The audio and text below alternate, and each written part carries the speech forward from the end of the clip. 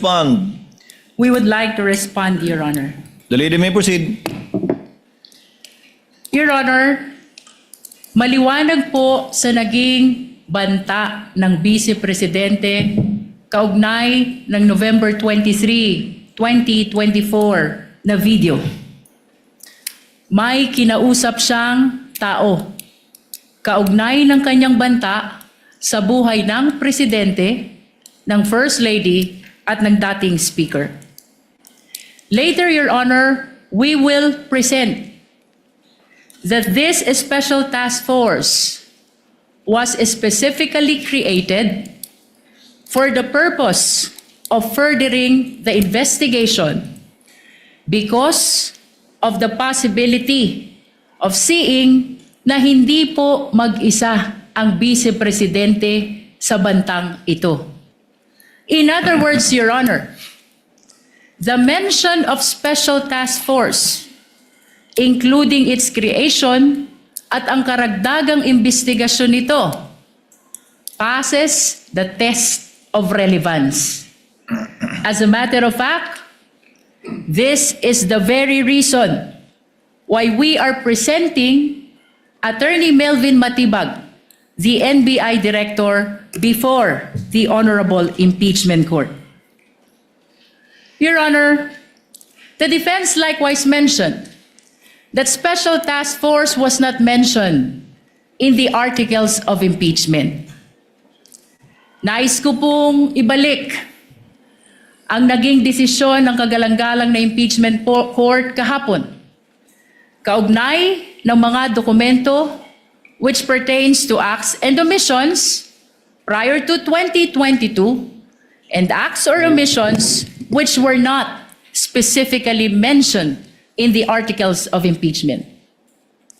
Ang mahalaga po dito, Your Honor, ay itong mga aligasyon or testimony to be presented ay may kaugnayan o relevant sa article of impeachment.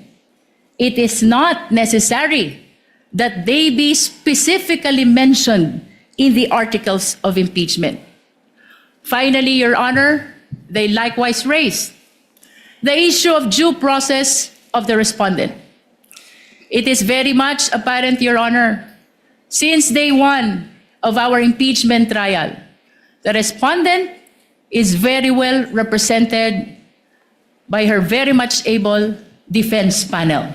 In other words, Your Honor, atin pong ibinibigay ang nararapat na due process sa respondent Vice President in as far as this impeachment trial is concerned, kasama na po ang pagtestigo ni NBI Director, kaugnay ng Special Task Force at ang mga naging investigasyon nito. Just a short rejoinder, Your Honor. Counsel for respondent may do so before the chair makes a ruling on the offer and the comments to the offer. You may proceed, Attorney Binlon. Your Honor, considering that the prosecution mentioned dates prior to the appointment of Director Matibag, then we would also add as basis for our objection his lack of personal knowledge. Noted. Chair will now make a ruling. Chair reminds the lead prosecutor to skip the introduction and preliminary questions with respect to the witness being the current NBI Director, having been admitted by the counsel for respondent. Insofar as the phrase banta is concerned, Chair would like to remind the Senator Judges that that is indeed a conclusion which the prosecutors will seek to prove for our purposes. Tawagin na lamang natin o ituring na lamang natin ang mga pahayagang binitiwan ng ikalawang Pangulo. But lead prosecutor, kindly let the witness testify and characterize it as such if he will, but it should come from the witness and not from any of the counsel for the parties. As to the task force was formed on April 16, 2026, after the impeachment complaints have been filed. Although the impeachment complaint was filed before the Senate in May, the impeachment complaints were already filed prior to the formation of the task force. And as a last point, this, if at all, would show persistence, absence or lack of it, which is an element of the crime of grave threats which the prosecution is seeking to prove. Again, not through their statements, but through the witnesses they will be presenting in the person today of Director Matibag. The chair will therefore allow the testimony, and the counsel for the respondent may object at any time with respect to the points he raised, and the chair will rule each time an objection is raised regarding that matter without prejudice. I'm already seeing what Attorney Binloan will do because he's reaching for the mic. Without prejudice to the counsel, of course, making a continuing objection with respect to his observations to the offer, so that we would abbreviate the proceedings and he won't need to object each time if at all it is brought up. Would that be correct, Attorney? Yes, Your Honor, we register our continuing objection and everything subject to cross, Your Honor. Noted. The lead prosecutor may proceed. Your witness. Mr. Witness, pakisabi po ang inyong pangalan, edad, at iba pang pagkakakilanlan. Ako po ay si Attorney Melvin Matibag na kasalukuyang Director ng National Bureau of Investigation. Ang aming pong tanggapan ay may address na 9th floor Philinvest Cyber Zone Building, Tostado, Macapagal, Pasay City. Nabanggit mo na ikaw ay isang abogado. Gaano ka na katagal sa nasabing propesyon? 29 years po. Saan ka nagtapos ng iyong abogasya? Sa Ateneo Law School po. Bago ang iyong abogasya, ano ang una mong inaral sa kolehiyo? Ako po ay nagtapos ng Bachelor of Arts, Major in Philosophy sa University of Santo Tomas. Pagkatapos naman ng abogasya, Mr. Witness, ano ang iyong inaral kung mayroon man? Nag-aral po ako ng Masters of Law, Major in Corporate and Finance Law sa Wayne State University, Detroit, Michigan, USA po. You are here as NBI Director. Bago ka itinalaga bilang NBI Director, ano ang iyong mga naging trabaho kung mayroon man?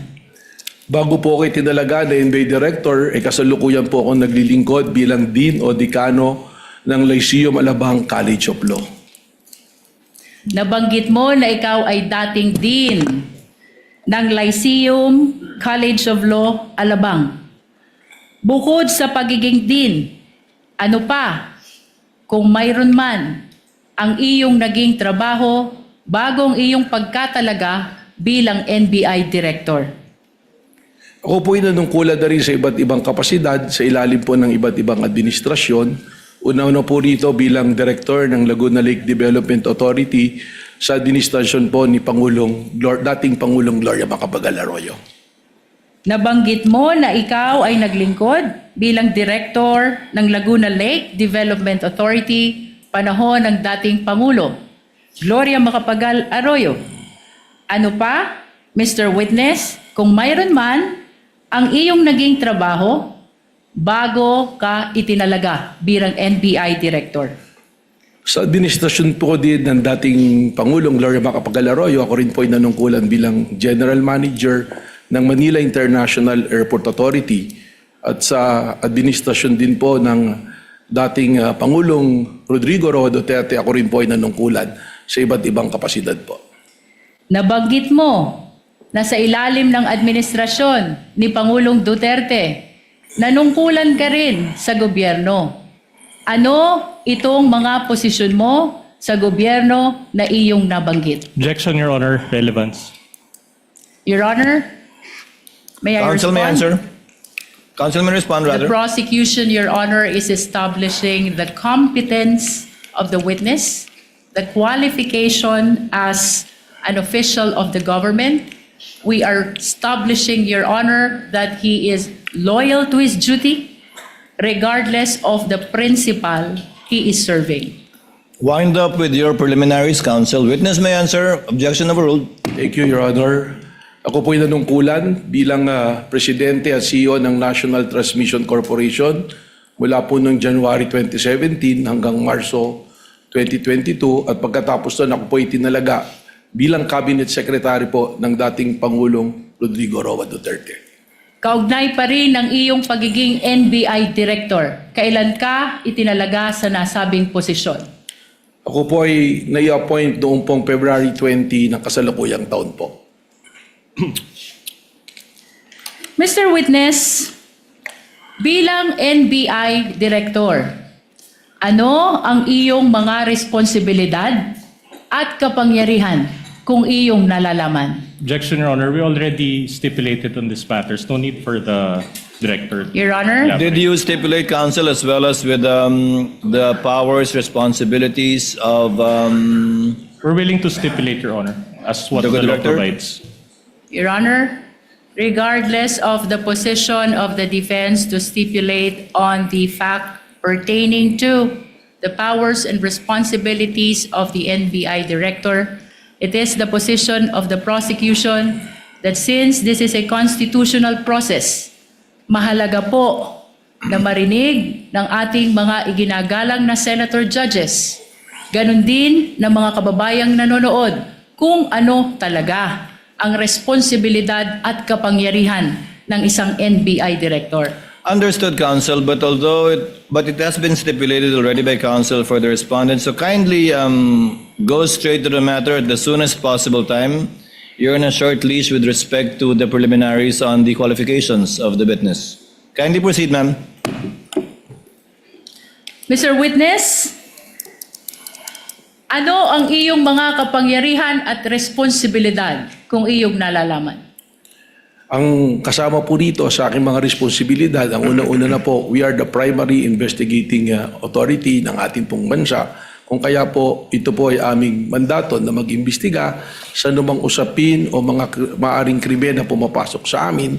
At kasama rin po dito ang pagbabalangkas ng mga polisiya at pagbubuo po ng mga units or division kung kinakailangan at ang pagmamanage din po administratively po ng aming opisina. Sa mga kapangyarihan at responsibilidad na iyong binanggit, ano ang araw-araw mong ginagampanan kung mayroon man at kung iyong nalalaman? Ang araw-araw pong pagbabantay at pakikipag-ugnayan sa aming mga ahente dahil po sa araw-araw namin pag-iimbestiga ng iba't iba pong usapin na pumapasok po sa aming ahensya. Kaugnay pa rin ng mga binanggit mong kapangyarihan at responsibilidad, ano ang pinakamabigat mo na responsibilidad bilang NBI Director kung iyong nalalaman? Objection, Your Honor, calls for an opinion. Witness may answer. I think witness is competent enough to answer that question. Thank you, Mr. Presiding Officer. Ang akin pong hindi lamang po bilang primary investigating agency, kundi ang amin pong primerong ginagawa ay ang pagbabantay para po sa ating mga taong bayan at bantayan din po ng ating konstitusyon ay may patupad at siguraduhin na hindi po nagkakaroon ng kaguluhan at ligalig para ito po ay puksain, habulin at amin pong kung kinakailangan ay kasuhan ang mga taong lumalabag po sa amin pong mandatong binabantayan. Chair would like to remind the lead prosecutor to go into the meat of our direct examination already. I think we've heard enough of the preliminaries insofar as Director Matibag is concerned. Kindly May we proceed, ma'am. Your Honor. Mr. Witness, naririto ka upang tumistigo sa impeachment trial na ito. Ano ang pagkakakilanlan ng respondent sa impeachment trial na ito kung iyong nalalaman? Malinaw naman po na ang nasasakdal po sa impeachment trial na ito ay ang ating pong Vice Presidente na si Vice President Sara Duterte. Bukod sa ang respondent ay ang Vice Presidente, ano pa kung mayroon man ang pagkakakilanlan ng respondent sa impeachment trial na ito? Base po sa aking mandato bilang direktor nang ako po ay pumasok sa aming opisina, lahat po ng mga kasong nakabinbin at mga amin na naipasok sa Department of Justice ay akin pong niribisa at tiningnan upang akin po itong masubaybayan. At isa po sa mga kasong aking nakita rito, ang respondent po rito ay ang ating pong Vice Presidente kung saan po siya ay kinasuhan ng aming Cybercrime Division ng grave threat at inciting to sedition na sa kasalukuyan po ngayong nakabinbin sa Department of Justice. Nabanggit mo na ang respondent ay may kasong grave threat at inciting to sedition sa DOJ. Mr. Witness, ano pa kung mayroon man ang pagkakakilanlan ng respondent sa impeachment trial na ito? Ang ating pong Vice Presidente, kasalukuyang ating pong subject sa ating continuing investigation dun po sa pagbabanta at plano na pagpatay po sa ating Pangulo, sa First Lady at sa dati pong Speaker of the House. Mr. Witness, may binanggit ka na continuing investigation ng NBI. Ano ang iyong ginawa kung mayroon man kaugnay ng ongoing investigation ng NBI na iyong binanggit? Tayo po ay nagtatag ng tinatawag ko ni Special Task Force po sa pamamagitan ng pag-create po ng isang administrative order kung saan bumalangkas po tayo ng mga miyembro ng aming pong opisina para sila po ang magtuloy ng investigasyon na ito at mag-monitor po ng mga kailangang gawin. Kaugnay pa rin ng binanggit mong Special Task Force. Ano ang kahalagahan nito sa investigasyon na ginagawa ng National Bureau of Investigation? Napakahalaga po para sa amin sapagkat from our law enforcement perspective, ang ginawa pong banta ng Vice Presidente ay tinatrato na namin hindi banta kundi isang plano para po sa pagpatay sa ating Pangulo.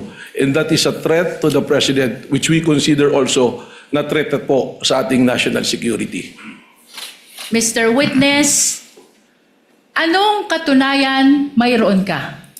Kaugnay ng iyong binanggit na binuong Special Task Force upang mag-imbestiga sa lahat ng banta sa buhay ng Presidente, kasama na ang pagbabanta ng Vice Presidente. Meron po akong inisyu na Administrative Order number 11 noong April 16 ng kasalukuyang taon po. At kung ipapakita sa iyo ang kopya ng Administrative Order number 11, ito ba ay makikilala mo? Opo. Your Honor, may we request that AO number 11, previously marked as Exhibit P429, be flashed. We likewise request, Your Honor, that Attorney Kyle Kapunan, Assisting Counsel, be allowed to approach the witness for confirmation of the document. Assisting counsel for the prosecution may approach, and likewise, assisting counsel for the respondent may approach to confirm and validate the document being shown to the witness. Likewise, the tech, through the clerk of court, is instructed to kindly flash in the screens the document being referred to by the lead prosecutor, the Honorable Luis Tro. Kindly zoom it in, please. Mr. Thank you. Witness, Your Honor, can we be Attorney given time Binloan is to comment? recognized. Your Honor, we manifest for the record, Your Honor, that the document is a photocopy. So noted.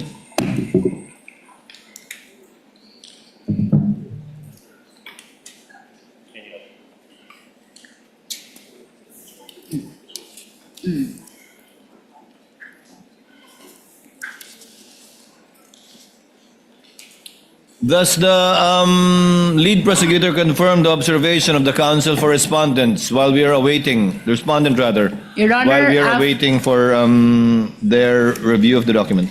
Your Honor, after the confirmation of the document, the prosecution will be requesting for the transfer of marking to a certified true copy, Your Honor. At a later time. Yes, Your Honor. Noted. Counsel may proceed when she's ready.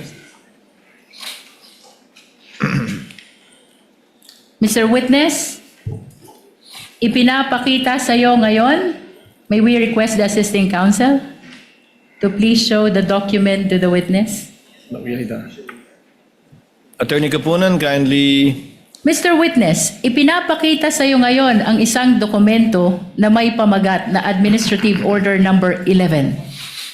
Ano ang kaugnayan nito sa binanggit mo kanina na Administrative Order number 11 na kung saan nabuo ang Special Task Force? Ito po yung aking dokumentong binabanggit. Sa pangalawang pahina ng Administrative Order number 11, makikita ang isang lagda sa taas ng pangalang Attorney Melvin Matibag.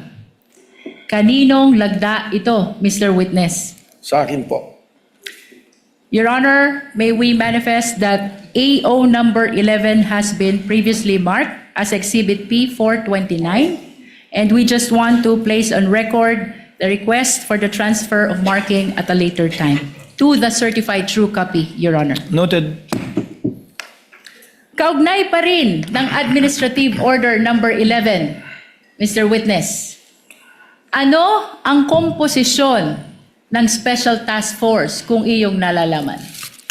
Ito po ay binubuo ng iba't ibang division na pinamumunuan po ng aming pong team leader na Deputy Director for Operations at dalawa po na assistant team leader sa pangunguna po ng Assistant Director namin for Investigation at Assistant Director for Intelligence po. Nabanggit mo ang team leader at assistant team leader ng Special Task Force. Sino naman ang mga miyembro ng Special Task Force kung iyong nalalaman? Your Honor, hindi po sino, kundi ito po ay mga grupo, specific units po. Isa na po rito ang National Capital Region Division namin, ang Cybercrime Division po namin, ang aming pong OCTD, Organized Crime, Transnational Crime Division, ang TID po at ang CFD. Mr. Witness, nabanggit mo ang National Capital Region Division. Ano ang dahilan at isinama ang National Capital Region Division sa miyembro ng Special Task Force kung iyong nalalaman? Sapagkat ang pag-iimbestiga po at ang continuing na surveillance ay tungkol sa banta sa kaligtasan po ng ating Pangulo at ang primerong opisina at tirahan po ng ating Pangulo ay nasa National Capital Region, kung kaya naman po ating pong isinama rito ang National Capital Region bilang miyembro po ng Special Task Force na ito. Mr. Witness, binanggit mo din kanina ang Cybercrime Division. Ano naman ang dahilan kung iyong nalalaman? Bakit ginawang miyembro ng Special Task Force ang Cybercrime Division? Ang Cybercrime Division po ay kasama dito sa task force na ito sapagkat marami po ngayon na nabanta na pumapasok po sa ating Pangulo sa pamamagitan po paggamit ng social media platform at ang CCD po, sila po yung may karanasan at kaalaman po na sapat para bantayan po ang mga bantang papasok dito sa pang-araw-araw po. Mr. Witness, binanggit mo din ang Organized Transnational Crime Division. Ano naman ang dahilan at isinama ito sa Special Task Force kung mayroon man? Hindi naman po lingid sa atin na ang ating Pangulo ay may mga pagkakataon na lumalabas ng ating bansa at nagbabiyahe na kung saan ay ating pa rin pong tungkulin na bantayan ang kanyang seguridad kahit siya ay nasa labas sa ating bansa. At ang ating pong Organized Transnational Crime Division, sila po yung merong ugnayan sa ating pong mga counterparts sa iba't ibang bansa upang ating pong maisiguro ang kaligtasan po ng ating pong Pangulo habang siya ay nasa labas ng ating bansa. Mr. Witness, kasama sa iyong binanggit ang Technical Intelligence Division. Ano naman ang dahilan at kasama ito sa miyembro ng STF kung mayroon man? Napaka-importante po ng role ng TID, ng Technical Intelligence Division, sapagkat ang mga banta po na katulad ng pumapasok po sa ating Pangulo ay nangangailangan po ng masusi at malawak na intelligence network. At ang TID po natin, sila po ang may karapatan dito at nagpuproseso ng mga ganito pong gawain. Bilang huli, Mr. Witness, binanggit mo din ang Digital Forensic Laboratory Division. Ano naman ang dahilan at isinama ito sa miyembro ng Special Task Force? Importante po ang kanilang role dito sa task force na ito sapagkat lahat po ng mga ebidensya na ating makakalap, lalong-lalo na nakailangan pong idaan sa forensics o pagsusuri na technical, sila po ang dibisyon na maaari pong gumawa ng pagsusuri na ito. Maraming salamat sa iyong paglilinaw kaugnay ng komposisyon ng Special Task Force. Mr. Witness, anong mga pagkakataon kailangan ng NBI bumuo ng task force kung iyong nalalaman? Ang pagbuo ng task force ay yung mga immediate po na pangangailangan nating tugunan. Isa po yan. Pangalawa po rito ay kung isa ng malawakan ang isang bagay na kailangan nating tugunan at imbestigahan. At ang task force din po, kaya po ganyan kalawak kung makikita ninyo, kung ang nasasakupan po nito ay hindi lamang iisang lugar. At yung pong mga seryosong banta, na katulad ng banta sa ating Pangulo, ganitong task force po ang pakiramdam namin na kinakailangan. Mr. Witness, balikan ko ang special task force na iyong binuo. Kanina, ibinahagi mo ang komposisyon nito. Ano ang iyong partisipasyon bilang NBI Director kung meron man sa investigasyon ng special task force? Nakasad po dyan sa administrative order na yan na ang patuloy na pakikipag-ugnayan po sa Office ng Director, patuloy na pag-uulat kung ano man po ang kanilang nakikita o namomonitor, at lalong-lalo na po kung may specific po na kailangang kaagad matugunan, dapat pong ipaalam sa opisina po ng Office ng Director. Balikan natin ang special task force na binuo sa ilalim ng AO number 11, Mr. Witness. Ano ang nagtulak sa'yo kung mayroon man upang buuin ang special task force na ito? Ang akin na po nabanggit, ang malinaw na banta at planong pagpatay po sa ating Pangulo na para sa amin po sa law enforcement, ito ay nag-transcend na sa banta po sa ating national security. Sapagkat anuman pong banta sa ating Pangulo ay banta sa seguridad ng ating bansa. Sapagkat ito'y magdudulot ng kaguluhan, ng ligalig at destabilisasyon po sa ating pong gobyerno at sa ating pong bansa. Nabanggit mo na ang banta sa buhay ng Pangulo ay banta na rin sa national security.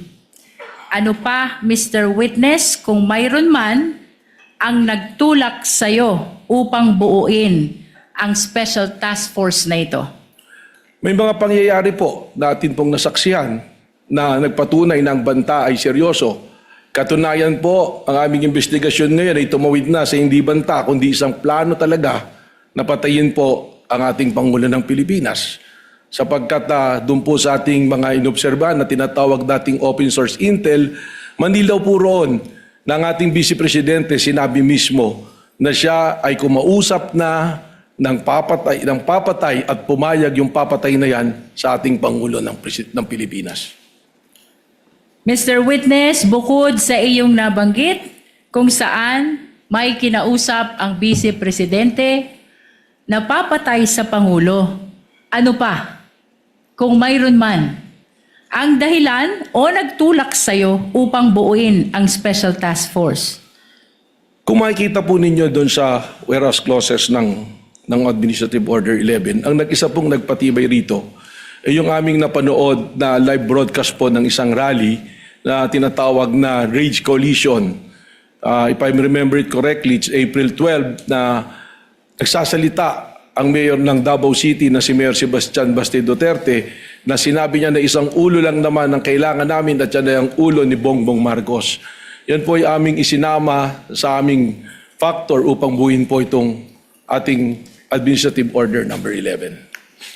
May nabanggit ka na Rage Coalition Rally noong April 12, 2026. Ano itong insidenteng ito, Mr. Objection, Your Witness? Honor, relevance.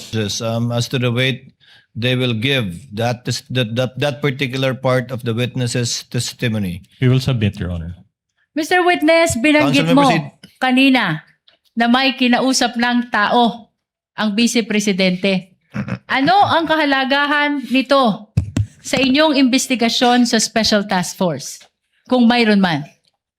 Sapagkat ito po yung amin mismong tinitingnan, sapagkat ang tingin nga po namin dito that the threat is serious, active, and continuing doon po sa banta sa ating presidente. At dahil ito ay seryoso, aktibo, at patuloy na umiiral, ay nagiging banta na rin po sa ating pambansang seguridad. Sapagkat anuman pong banta sa seguridad ng ating Pangulo ay banta po sa ating national security.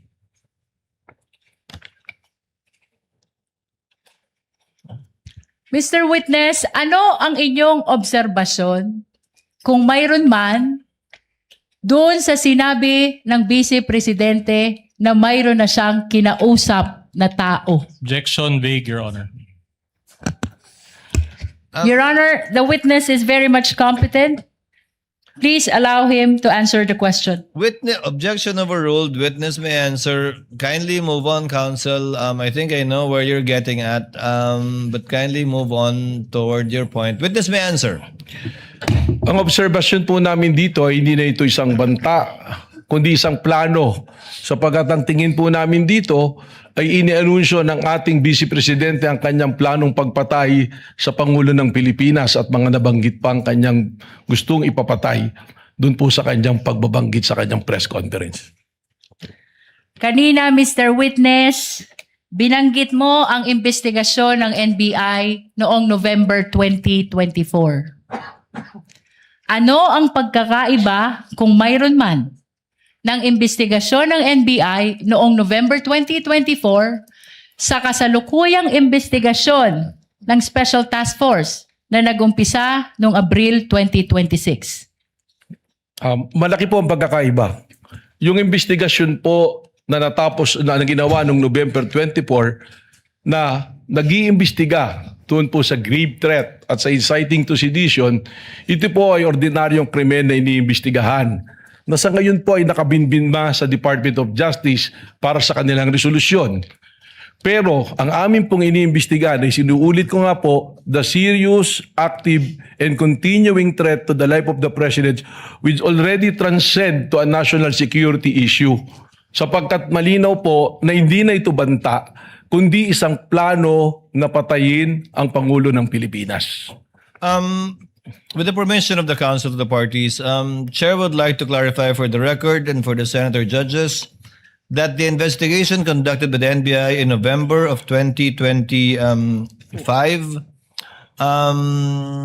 the witness was not yet the director at that time, but he can testify as to the fact that the agency he now heads conducted the investigation, but not as to the truth of the investigations conducted at that time, but as to the fact that investigations were conducted only. You may proceed, Counsel. Mr. Witness, ano ang dahilan bakit kasama ang video ni Mayor Sebastian Duterte sa inyong sinasabi ngayon na ang bantang ito ay banta na sa national security kung mayroon man? Objection asked and answered, Your Honor. Asked and answered, Counsel. Move on. Your Honor, as a matter of fact, we haven't asked that question and the witness is supposed to explain the reasons why the video was actually considered in their observation that this is a threat to national security. I believe the witness already answered that any threat to the President is a threat to national security, to the national security of the country. And earlier, the Council already asked the relationship of the video to that statement of the witness, which the Chair allowed. We're already there, Counsel. Please move on. Bilang karagdagan, Mr. Witness, sa iyong binanggit na issue ng national security, kaugnay ng video ni Mayor Sebastian Duterte, ano pa ang dahilan, kung mayroon man, kung bakit isinama siya sa pagsusuri ng Special Task Force? Sapagkat dito lang nga po na makikita ng naging pagbabanta ng ating Vice President ay nagkaroon po ng tinatawag natin na epekto. It is a kinetic force na kung saan yung mga nakarinig ng kanyang pagbabanta ay gumagaya na rin at nagbabanta. Lalong-lalo na sila ay nabibilang sa isang pamilya. That is the very purpose of the task force, to monitor all those threats na lumalabas po ngayon at sa araw-araw nga, meron po tayong nakikitang threat sa social media, sa mga pahayag po during the mga rallies, ay tuloy-tuloy po na banta sa ating pong Pangulo na umaabot na po na banta sa ating national security. Binanggit mo ang kinetic force. Anong ibig sabihin nito, Mr. Witness? Na yung kanila pong aksyon ay nagkakaroon po ng epekto para kumilos sa mga nakakarinig, ang kanilang mga supporter, upang maghasik po ng ligalig at kaguluhan po sa ating pong bansa at hindi na nirirespeto ang ating pong konstitusyon at wala na rin pong pagtingin sa ating democratic process. Ano pa ang dahilan, kung meron man, bakit isinama sa pagsusuri ang video ni Mayor Sebastian Duterte kaugnay ng Rage Coalition Rally? Yung Objection presensya asked and answered, Your Honor. Witness may Witness may answer. Yung proseso po namin na yan, doon po namin nakita na sinasabi ko nga, yung mga participants dito, yung po mga kilala na mga tao na nagdudulot ng ligalig at pagtutol sa demokrasya po natin. At nandiyan din po yung broadcast na yan, napakarami pong naabot na tao, nasa 600,000 plus po yung live broadcast niyan. Doon na po papasok yung tinatawag ko nga kanina na sinabi kong kinetic force na maaaring magkaroon po ng reaksyon ng mga taong nanonood na ito na hindi po maganda at makagugulo po sa pag-promote po natin ng law and order na primero po nagawain po dapat ng National Bureau of Investigation. Binanggit mo na may mga kilalang personalidad na nakibahagi sa Rage Coalition Rally. Sino-sino itong mga ito? Objection, Your Honor, irrelevant. Witness may answer. Makita po natin doon, may mga senador din po na nandoon. Nandoon din po si Mike Defensor at nandoon po ang mga haligi po ng PDP Laban na akin po mga kakilala. Nandoon din po ang mga iba't ibang leader sa iba't ibang rehiyon na akin na pong nakasama noon nung ako ay miyembro pa ng PDP Laban. Mr. Witness, ano ang ibig sabihin ng rage kung iyong nalalaman? Objection, Your Honor, irrelevant. I think counsel has already made the connection between the rage, the statements of Mayor Baste, and the statements of the respondent. Witness may answer. Sa Tagalog po niyan ay galit o puot. Yun po. Wala pong acronym yon, Director Matibag. Hindi po kasi tumutugma doon sa acronym nila dahil yung acronym nila Reform Alliance for Good Governance. So hindi po RAGE eh. So medyo malayo po. May proceed, Your Honor. Counsel may proceed. Nabanggit mo din, Mr. Witness, na maraming nanood ng videong ito. Ilan ang nanood ng videong ito kung iyong nalalaman? Sa live broadcast po, lumabas po na nasa 600,000. At ano ang kahalagahan na 691,000 ang nanood sa live broadcast ng videong ito kung mayroon man? Again, ganoon na po kalawak yung nakikita natin na resulta ng pag-asik po ng ligalig po at pagbabanta po sa kayusan, pati na rin po sa seguridad ng ating Pangulo. Mr. Witness, kanina binanggit mo ang pagkakaiba ng naunang investigasyon ng NBI sa kasalukuyang investigasyon ng Special Task Force ng NBI. Ngayon, ano naman ang ginawa ng NBI sa pagitan ng unang investigasyon kung saan na-file ang kasong grave threat at inciting to sedition sa DOJ, February 2025, sa kasalukuyang investigasyon ng Special Task Force na inumpisahan nung buuin ang STF April 2026. Kung mayroon man. Ang sa pagkaalam ko Counsel, po, you mean April 16, 2026. That's the, you're referring to AO11. Yes, Your Honor. Witness may answer. doon po base po sa tanong ng mula February 25, 2025, ako po ay hindi pa NBI noon, subalit nung ako po ay nag-assume nung February 20, kasama po sa ating pinag-aralan yan at alam naman po natin na ang mandato ng NBI ay ang patuloy na bantayan ng seguridad ng ating mga opisyalis at siguraduhin na may law and order. So ako po na-appraise naman na tuloy-tuloy ang mga monitoring at consultation po at surveillance na ginagawa ng iba't ibang unit noon. Ngayon, nung ako naman po ay pumasok bilang NBI Director at atin pong pinag-aralan yung mga kaso, noong April 16 nga po, itinatag na po natin ang task force na ito upang po matutukan ang mga issue na akin na nga pong nabanggit. Mr. Witness, maraming salamat sa iyong paglilinaw, kaugnay ng nauna at ng kasalukuyang investigasyon ng NBI. Kaugnay pa rin ng Special Task Force, ano ang iyong naging direktiba kung mayroon man? Kaugnay ng video ni Mayor Sebastian Duterte noong April 12, 2026. Akin pong ipinag-utos through the task force na may authenticate at may preserve itong video ito sapagkat amin pong iniisip na ito'y magiging material sa amin pong pag-iimbestiga at sa darating po na panahon na amin po itong gagamitin. Mr. Witness, sino ang iyong inutusan upang ma-preserve at ma-authenticate ang video ni Mayor Sebastian Duterte na tinukoy mo? Ito po ay aming naitoka kay Agent Edgar Apolonio po ng Cybercrime Division po. Ano naman ang iyong patunay na ang videong ito ay na-preserve at na-authenticate ni Agent Edgar Apolonio kung mayroon man? Ako po ay nakakuha ng kopya ng affidavit of authentication na ipinasa po sa aking tanggapan at akin po itong nahawakan po.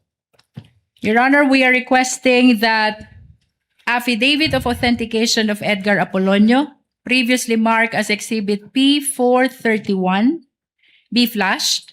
Likewise, Your Honor, we're requesting that we allow assisting counsel to present the document to the witness for confirmation.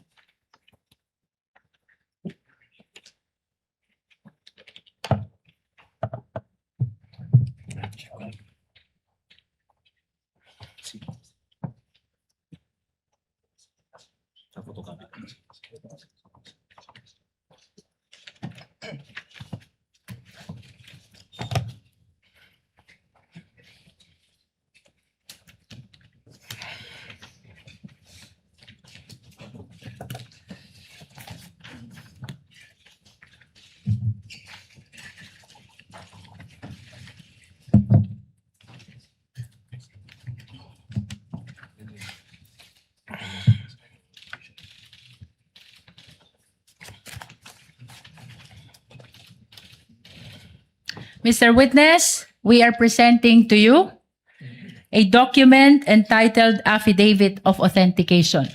Ano ang kaugnayan nito sa Affidavit of Authentication ni Agent Edgar Apolonio na tinukoy mo kanina? Ito po ang affidavit of authentication na akin pong binabanggit. We manifest, Your Honor, that the same has been previously marked as Exhibit P431. Sa pahina 2, makikita isang lagda sa ibabaw ng pangalang Agent Edgar Apolonio. Mr. Witness, kaninong lagda iyan kung iyong nalalaman? Kay Agent Edgar Apolonio po. Mr. Witness, paano mo nalaman na ang lagdang iyan ay lagda ni Agent Edgar Apolonio? Noong po ito'y sinumite sa aking opisina, siya po ay aking ipinatawag at tinanong ko kung siya ang gumawa at kung lagda niya po ito. Bukod po doon ay marami na po akong naiutos na ipa-authenticate sa kanya at iba pang dokumento na siya po ang lumalagda kung saan nagkaroon na po ako ng familiarity doon sa kanya pong mga lagda. Maraming salamat sa iyong paglilinaw. Ngayon ay puntahan natin ang investigasyon ng Special Task Force sa banta ng Vice Presidente sa buhay ng Presidente. Ano ang mga ginamit niyong batayan?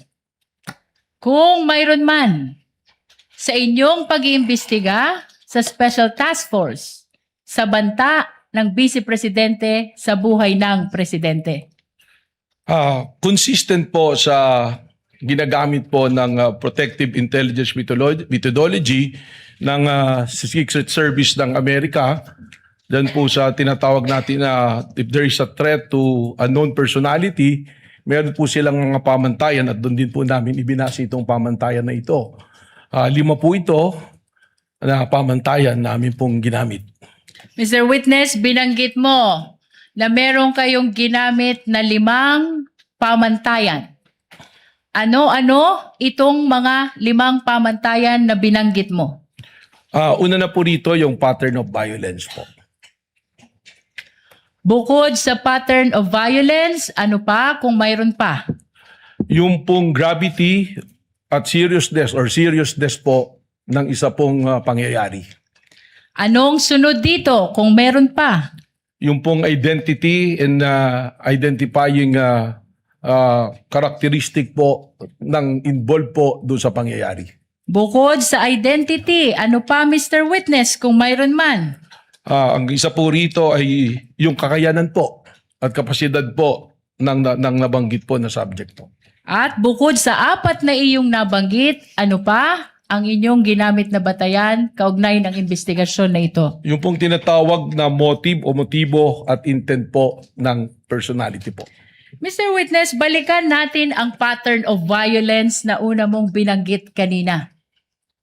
Ano ang inyong sinuri, kung mayroon man, kaugnay ng pattern of violence ng Vice Presidente?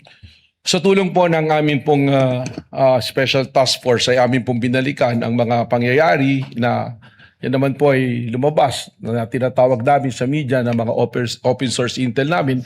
At doon po nakita namin yung isang event nung mayor pa po ang ating Vice President Sara Duterte na meron pong isang sheriff na gustong gawin ang kanyang tungkulin na atas po ng legal na atas ng korte na magpatupad po ng demolition order.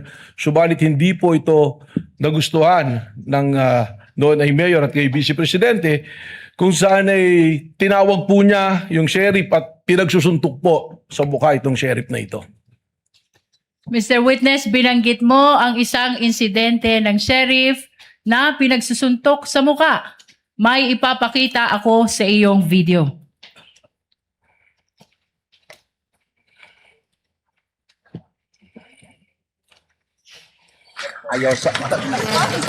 Noong July 2011, habang nakaupong mayor ng Davao City, sinapak ni Vice President Sara Duterte ang isang court sheriff. Ito ba ang insidenteng tinutukoy mo? Tama po, yan po.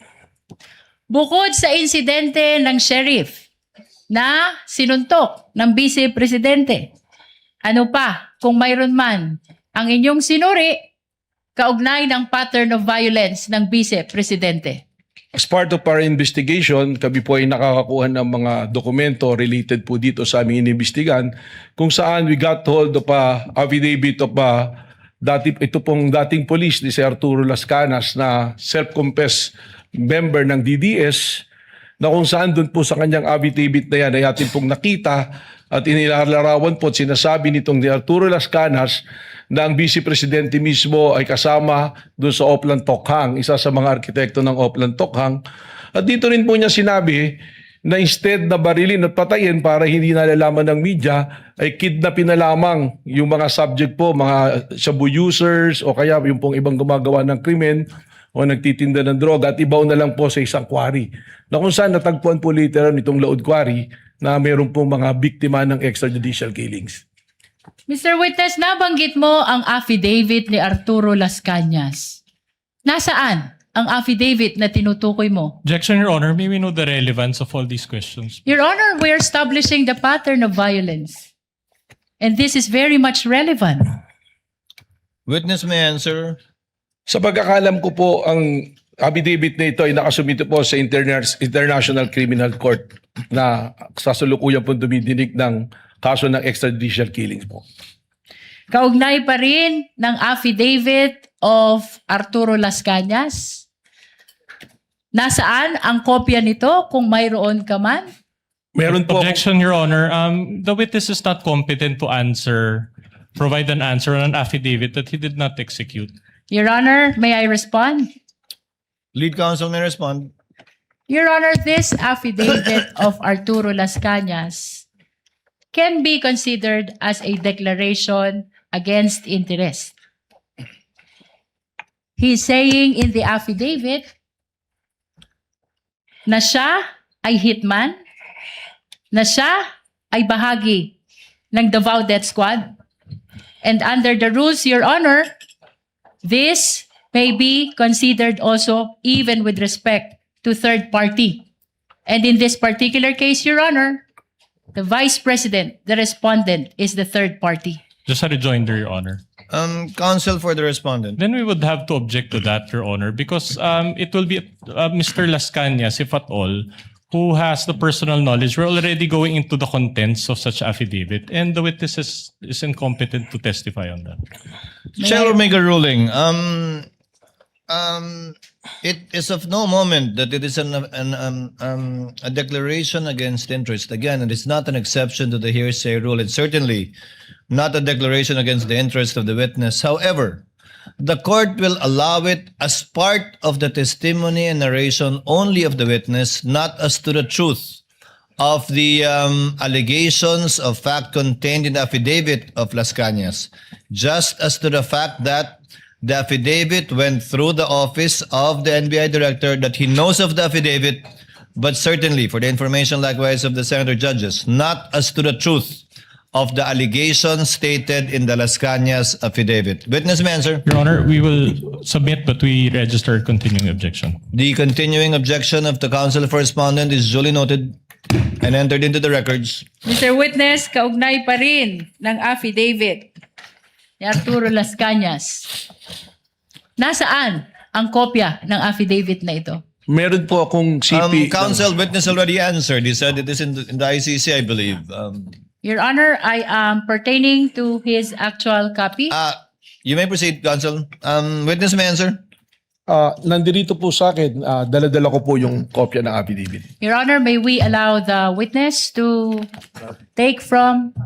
present his own copy? Witness is allowed to produce a copy she is mentioning, is referring to rather in his testimony.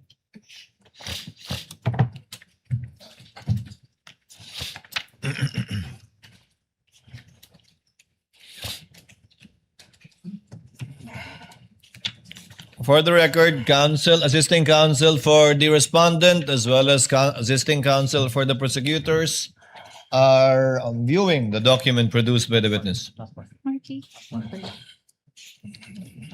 Your Honor, just a comment. Counsel for the respondents recognized. Your Honor, it appears that this document has not been marked during the pre-trial conference. Your so Honor, may I respond to that? not yet done with my manifestation. Let the counsel for respondent finish, counsel. So in other words, may we request, Your Honor, that we be given a copy of such document as well for our perusal. The prosecutor is so instructed to kindly furnish a copy if indeed this document has not yet been marked. Your Honor, may I respond to that? Counsel may respond. The affidavit of Arturo Las Cañas has been previously marked as P-2-10-1-W, Your Honor, for the prosecution. Then I stand corrected, Your Honor, but can we still request for a copy? Nevertheless, kindly give the counsel for respondents a copy. We submit, Your Honor. Counsels rather for respondent a copy. Thank you, counsel.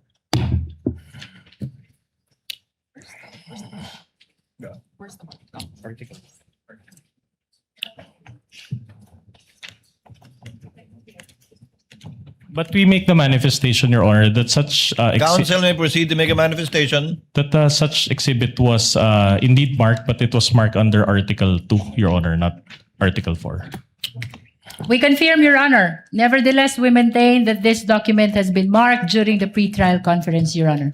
Duly noted. Mr. Witness,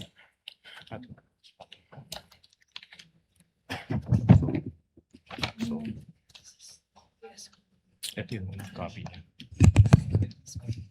It's the same.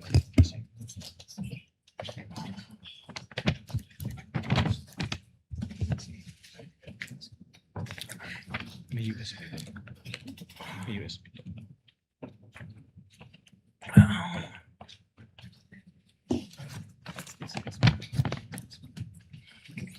Is this part of the mark? Oh, this is part of the mark. Just an additional comment, Your Honor. Counsel may proceed. It appears that the two documents are not the same in that the marked documents contains a page and attached thereto is an USB. However, the copy of Director Matibag does not contain that page, Your Honor. I'm sorry, counsel. It appears, Your Honor, that the two documents are not the same. In What that, two documents are you referring to? the marked exhibit and the set of documents from Director Matibag. With all due respect, Your Honor, the copy that was marked contains a page with annexes, including a USB, and such page does not appear in the copy provided by Director Matibag. So the copy of Director Mastibag does not contain a page with an attached USB. That's correct, Your Honor. It's incomplete. Does counsel for the prosecutors, assisting counsel for the prosecutors, or lead counsel confirm that? For the record? we confirm, Your Honor. Nevertheless, the representation of the witness is that the copy is his own copy and does not pertain to the copy of the prosecution.